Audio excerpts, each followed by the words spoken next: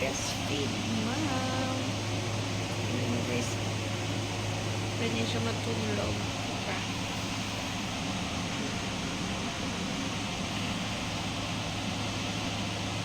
Pwede niya matulog after ng didi.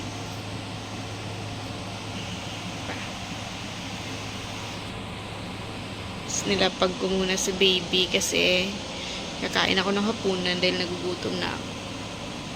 Diyan muna siya.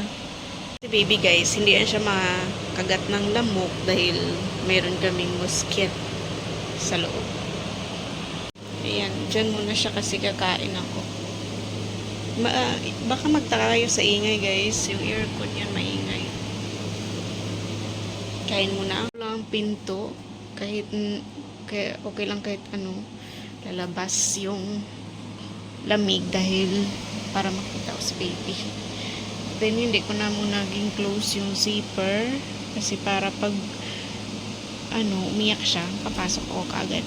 Gusto ko na pala kay baka makapasok yung lamok. Yan, dyan muna siya, kakain lang ako. Bukas lang ang pinto. Ulam ko ngayon, torta. Yan lang muna ang ulam natin ngayon. Kasi gabi naman. May sampay lang sa likod kasi gabi na, hindi siya nilagay sa labas. Kain.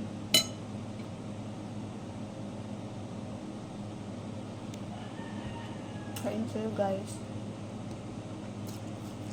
Pinamay ko na no.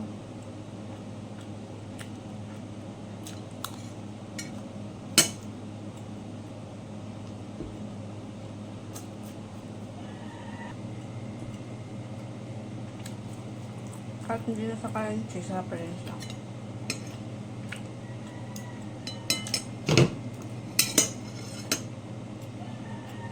Kailangan mo magpakabusog kasi.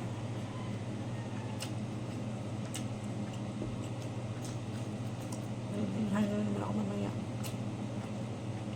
Baby.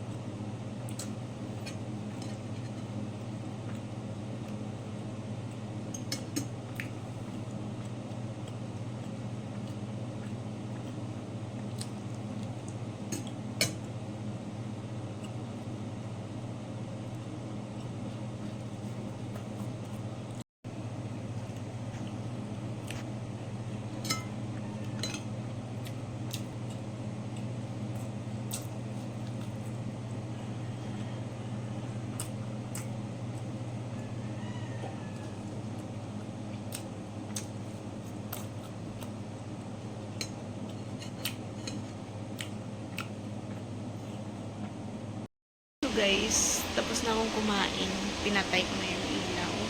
Yan na lang ang nagsisilbing ilaw ngayon namin ni baby dito.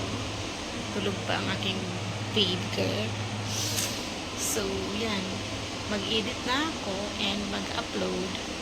Tapos, manood ng movie and tutulog na rin para may lakas ako para magbantay sa aking baby girl. So, bye guys. Thank you for watching.